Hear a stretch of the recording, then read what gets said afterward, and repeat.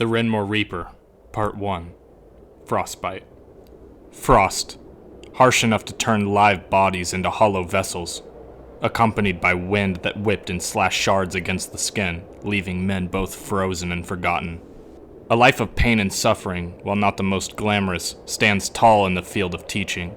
The strongest of warriors were not taught by striking sword to wooden post, but by having heavy practice blades break bones at slightest mistake.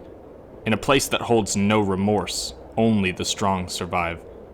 But this young girl was no warrior. She was nothing of note, a child of woe left to solitary to fend for herself. Pure isolation.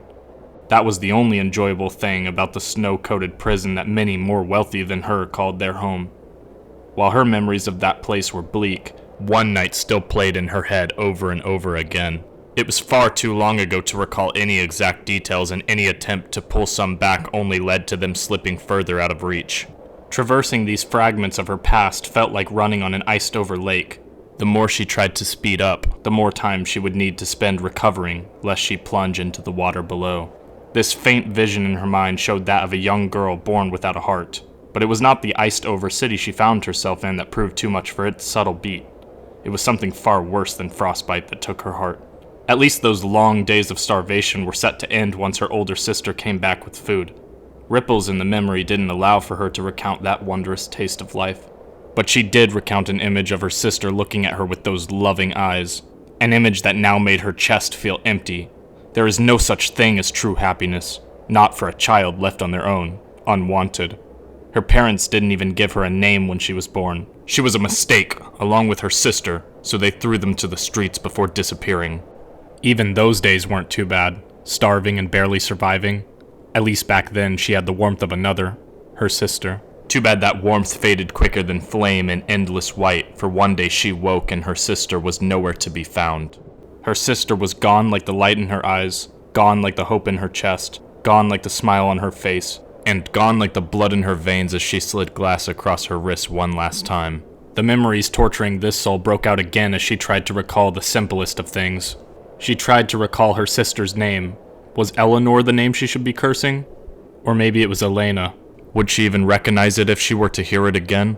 There were so many holes in her memory that she didn't even remember how she ended up here. All those memories of her younger years were from a place she never recalled leaving. A place far lower in temperature than Vela, the city resting on the coast of the Amethyst Sea that she now found herself in. Everyone there knew she was odd. Some even went as far to say that she was born from the wild and that she had no mother due to the way she arrived by cart.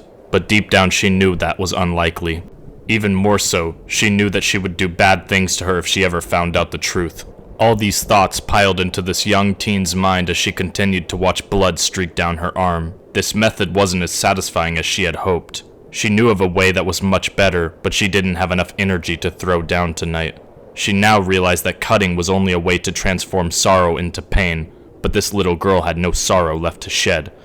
It was a feral hate that whipped around inside her chest. So if cutting was a tool for sadness, she needed something much more to satisfy her hate. After all, if there was one thing she knew, it was that one could rid themselves of all shortcomings. You just have to do it proper. The shard in her hand turned to face her heart. She was itching to dig it deep and search for the worth she knew was hidden beneath. Unfortunately for her, she couldn't muster the courage.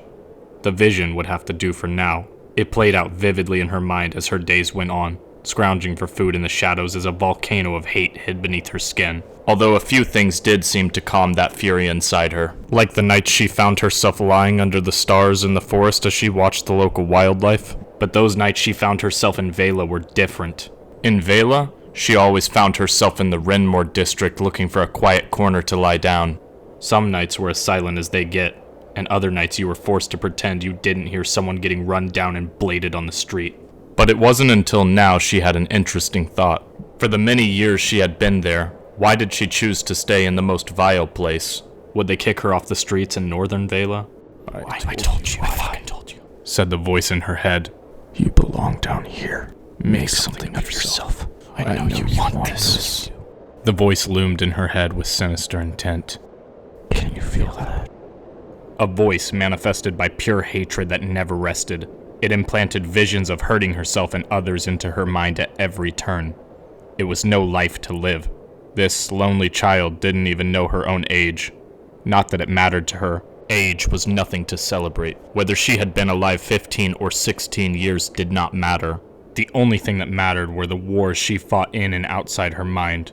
Those scars that spanned her body, some from animal attacks, but most from fits of her own rage. She hadn't achieved anything in life, and that voice in her head constantly reminded her that she was nothing. You are weak and worthless. This reminder went on for months, and while the forest may have calmed her mind, the surrounding berries only did so much for someone her size. She may have been young, but this little girl was a soon-to-be giant. Luckily for her, one night in Renmore she happened to spot food left in a forgotten bando. She didn't question why or who had left it, because that mattered not, for if the choice was to starve or steal, she knew there was only one correct answer. She refused to leave this world weak and worthless. She refused to end up like her sister, frozen and forgotten. Luckily for this young girl, she would soon get an opportunity to prove that she was something more. An opportunity to stop wishing for respect and start demanding it. But the road to legacy is not one so easily traveled. There were many obstacles in her way, and she knew that. But what she didn't know was what was lurking in the pitch that stormy night, nor the legacy it carried within its long, chilling blade.